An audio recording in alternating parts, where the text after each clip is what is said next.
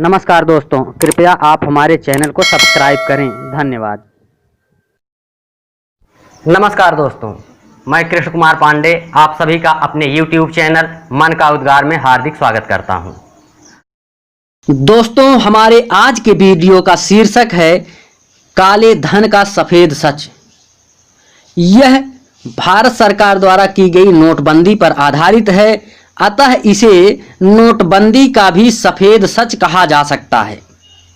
भारत सरकार ने एक फतवा जारी किया था कि 500 और 1000 रुपए के नोट 9 नवंबर 2016 से बाजार में नहीं चलेंगे और इसके पीछे एक अजीबो गरीब कारण दिया है कि इससे देश का काला धन बाहर आएगा और देश की तरक्की होगी, जिसका फायदा देश के आम लोगों को मिलेगा।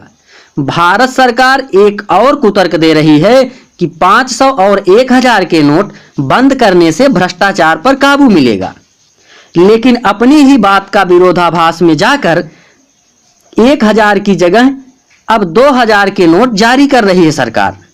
प्रधानमंत्री जी के इस सुनहरे निर्णय को अजीबो गरीब फतवा कहना उन देशभक्तों की भावनाओं को ठेस पहुंचा सकता है जिनको लगता है कि यह ऐतिहासिक फैसला देश को नई ऊंचाइयों तक ले जाएगा।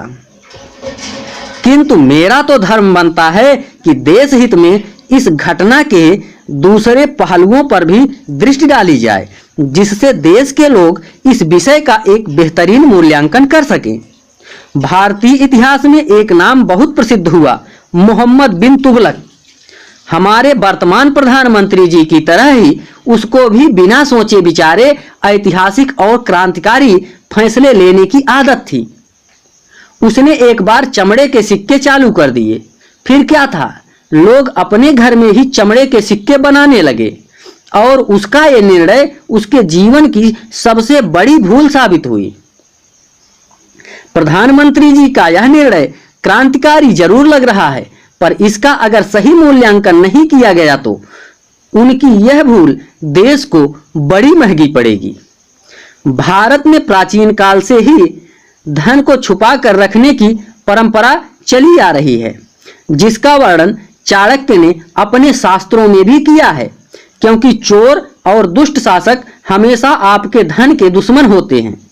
भारतीय राजा उत्पादन का अधिकतम 1/6 ही कर के रूप में लेते थे, जिससे भारत के लोग इतने समृद्ध और ईमानदार थे कि अपनी आय का 80% तक दान दिया करते थे।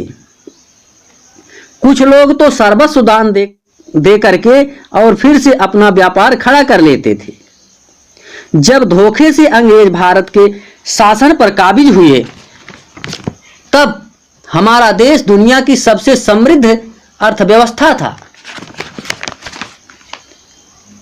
और यहां कोई भी गरीब नहीं था, जिसका वर्णन अंग्रेजों ने भी किया है।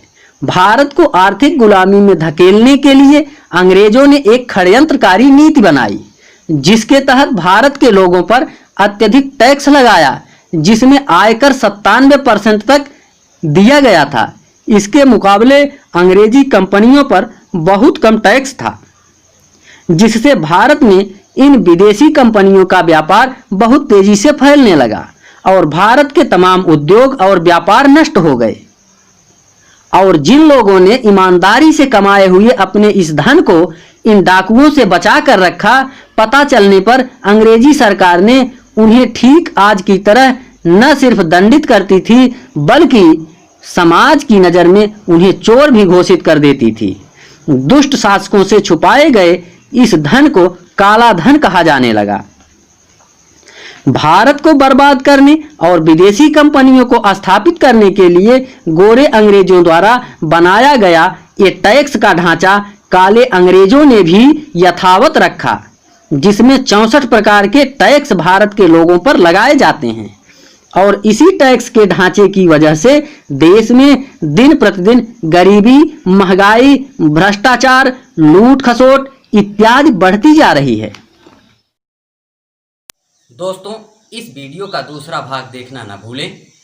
ये वीडियो आपको कैसी लगी, अपना कमेंट, मार्गदर्शन और अपना सुझाव हमें अवश्य दें। नमस्कार। नमस्कार दोस्तों, कृपया आप हमारे चैनल को सब्सक्राइब करें। धन्यवाद।